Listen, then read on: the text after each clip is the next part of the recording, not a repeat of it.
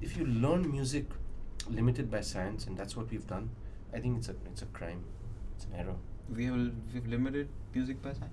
Yeah, because it's a catch-22 thing, right? So I make a table, right, and I put it on this, and now you study that table and you say it's got so many molecules, and after after so many after so many centimeters it bends, and it bends at this angle and this, that, and the other, and years later we realize that those are called right angles and those are vortexes and this, that, and so now we know how tables are made. Next time I go to make a table, I actually first study how tables are made, then I make tables. You know what I'm saying? Which is what we're doing now. And it's the safest way to make tables, so that you don't make bad tables. But we're still making tables that are worse and worse and worse because we've forgotten how to paint now. Besides the point. But if let's say you go to someone else and you say, okay, they don't have this information about how tables are made, and they don't make it scientifically. They make the table first, and then we study how that particular thing was made, and then maybe we realize that there are no right angles involved and no vertexes involved in this piece. Now theory becomes different. Now the science becomes different, because now structural physics works totally differently, So I think that if we're going to learn music limited by its own science, then we're probably we're ensuring limitations. We're stifling our own growth.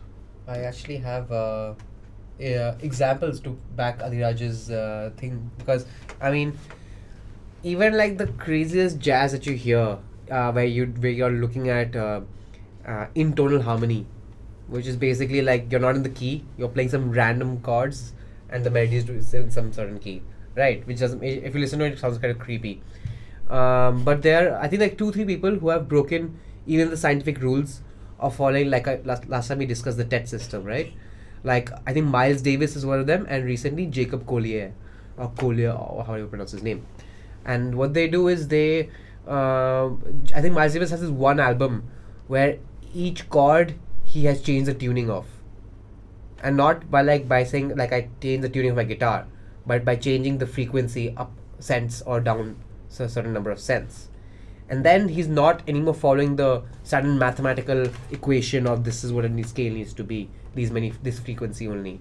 In that one thing, he's changed so there's one example of this one song, I don't remember, but I was reading about it, and he plays a 3 chord in which there are 3 G's playing, but each G sounds different because it's at a different frequency, a different sense than each other. One is at like minus 33, one was at plus 7, and one was at I think like minus 13, minus 12, something like that. But they all sounded slightly different from each other because he's not in that mathematical equation anymore.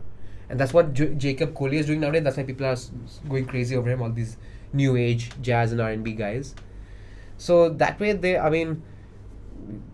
that's why we should like break out of the science and the thing. It helps us understand what we already know. It helps impart the knowledge that, okay, this is what we've studied and we've understood. Great. Now everybody's doing that now. That, like Adhiraj said, right? But like these one offshoot guys, they come and they're like, why should we do that?